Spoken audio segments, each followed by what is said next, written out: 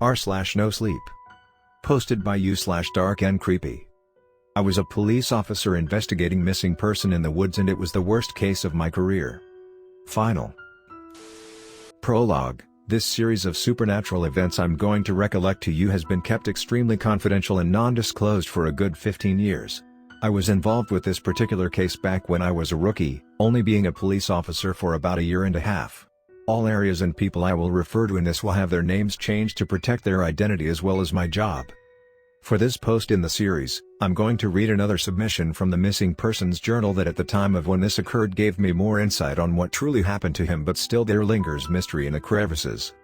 John's journal entry a month prior before going missing. My mind spins at the possibility of what I can do now that I have finally found the ingredients needed. I write this in here as my heart races with excitement of the powers I will soon possess.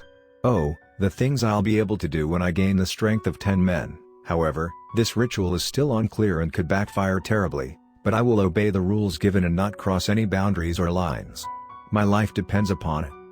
Next entry, which was the night before he supposedly went missing. What have I done jumping into something so stupidly, having people around and to be caught off guard as I was? The ritual was going perfectly until that camper came to complain about me chopping wood in the middle of the night for the fire. He slowed me down so I wasn't able to place the piece of wood into the fire at the exact time for everything to work properly, and now I've unleashed a shadow beast into these woods. One made up of human misery and death, born from flames who can only die by the same. But as soon as it arose from the flames it inhumanly darted into the woods, escaping the words I tried to mutter out to cease it from existing, but now there is nothing I can do to stop it. Its hunger and thirst for blood and a host is unquenchable. I know soon that it will come for me, but I will only be the first of many. If I do not write again, then I bid this cruel world farewell.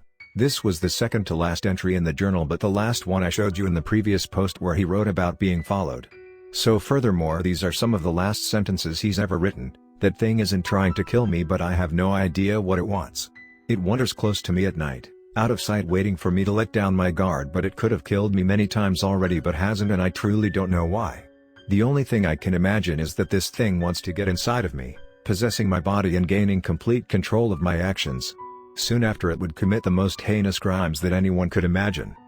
If this would happen, it would probably destroy the shrine I made to pay respect to the ones who've gone missing, to the wandering spirit I unleashed into this same forest about 20 years ago. All of those people died because of me, and I fear that if I don't maintain that shrine, then they will come back to haunt me. I have dug myself into a hole too deep to get out of, and now I will pay the consequences. If someone finds this journal after I die, then you need to understand this: that thing won't rest no matter what, and can only die by fire. Torch the forest for all I care if that's the only way you can kill it. Also, if I end up missing, whatever you do, don't go looking for me, because it won't be me. After reading that last sentence for the first time, my blood ran cold, but my young instincts kept reminding me that most of the things this guy wrote in his journal didn't make any sense. Such as one of the pages had nothing but gibberish scribbled on it with pictures of a human goat thing with a long snake-like tongue. So I took everything he wrote with a grain of salt. In general, the book as a whole just gave me bad vibes every time I held or dealt with it. After I finished reading through it and trying to understand everything this man was talking about, I slipped the journal in with the other evidence involved with this missing persons case. No one even noticed it because this forest was known to often have people go missing, which meant that cases like this one weren't a priority. However, all of the people going missing made me think about when John wrote about releasing a wandering spirit into the woods, and he made that strange shrine that the teenagers stumbled upon to try and appease the spirits of the people who were killed by it. In my entire life, I never would have thought that something this dark could occur in my hometown, where I spent a majority of my youth playing in these same woods, because there's not too much else to do in a small town like this one. Being involved with this case made me never want to do anything in the outdoors again, because who knows what's lurking out there among the trees. All of this seemed so crazy to me at the time, and the time and effort put into this case was all meant to find a lunatic who believes in conjuring spirits and gaining powers through rituals and other strange things like that. Again, I was a young rookie at the time, and now I fully understand that there are things in this world which are best to be left alone and untouched, because for all you know, you could be getting yourself into trouble with a much deeper force than you could possibly imagine. Like John did. The next post will be my last of this personal story of mine, because I fear that my coworkers and other people I haven't told you about yet will catch on to this and know it was me who disclosed this information to the public. This will be the last post involving this personal story of mine, because I've already been hearing rumors at work about someone who leaked private information involving a case, but I'm still not sure if they think it's me or someone else. The best thing for me to do is to end it here and lay low for a while, but I hope the chief of police for my department's not into reading scary stories posted on the internet, so he won't find this. With that out of the way, I must tell you how everything went down those last fatal days when my partner and I were still working on the case. With the days passing by and no strong evidence showing what truly happened to this man being brought to the table, the case was going to become cold and given up on, and he would just be another missing person ad in the newspaper. At the time I was sick of dealing with this case, mainly because after we first went into the man's trailer and I took his journal, there had been strange occurrences and sensations that I felt randomly. Some chilled me to the back of my spine and out of my skin. The whole case was going down a rabbit hole, leading everywhere but nowhere all at once. We also had a cleanup crew go through and take down the shrine of the missing people's faces. They threw away the bones in the trees and scattered the rocks formed into a circle, leaving the area in its original state. While they were doing this cleanup, there were reports of hearing voices mumbling to them, but so quietly that they couldn't understand what was being said. However, there was one thing that every single one of them heard clear as day, and it was someone who was whistling in a raspy, uneven tone. It started with one of them supposedly saying something like, "Hey, if you can't whistle right, then shut up." Everyone was thinking one of them was doing it, but during their lunch break, when everyone had food in their mouths, they heard it again. That's when they decided to cut their lunch break and clean the rest of the area up, because all of them felt uneasy being there. It was after hearing these accounts that a light bulb clicked in my head. The family we interrogated when the man first went missing told me that he had an annoying whistle, but the hairs on my neck stood up when I remembered hearing a faint whistle when we were walking back to our vehicle after searching his trailer. This guy must have been playing tricks on us for his own amusement and probably enjoyed seeing us get all turned around while trying to figure out what happened to him. I told Daniel of my theory and he was skeptical at first, but soon understood where I was coming from with my argument. We told the chief and he told us to go investigate one last time during the night and watch the missing person's campsite to see if he's not sneaking back in the middle of the night. The deal was that if we found him, then the case would be dismissed, but if we didn't see anything, then the case would become cold and all investigation involving it would be terminated. We agreed and drove back into the woods to stay the night patrolling that area. It was a night that would scar me for the rest of my life. While we were patrolling the area before the sun fully hid behind the mountains, we talked to a few of the campers staying at the campground and they seemed distressed. We asked them what was wrong and they said that they kept hearing someone whistling but couldn't figure out where it was coming from. Even when they walked down to the lake, it seemed to follow them, and because of this, they planned to cut their vacation short and get out of here. It probably made them more paranoid after hearing about someone go missing here in the past week, especially when they were constantly seeing officers from search and rescue and the local police department around. I responded saying, if I were in your shoes, then that would be exactly what I would do too. We talked a little longer, but Daniel insisted that we needed to keep a better eye out for the man just in case he returned.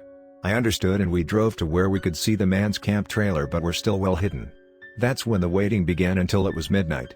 The full moon illuminated the ground, causing our visibility of the man's trailer to still work without the need for a flashlight. As we were sitting there, we noticed a few pine cones falling from one of the nearby trees and bouncing off the ground below. "You think that's either a squirrel or a chipmunk knocking those down?" I asked while stretching and letting out a yawn. "It could be. I've seen chipmunks knock them down quite often," Daniel responded as we gazed at where they were dropping. That's when we heard something snap and saw a large branch fall from the same tree the pine cones were coming from. "That has to be a bear cub or something to break a branch that big," I stated, wondering what was up there. "If that's the case, then we have to scare it out of this campground so it won't hurt anyone," Daniel said as he opened his side door, and he grabbed his heavy-duty flashlight, big enough to be considered a weapon, and shined it at the tree.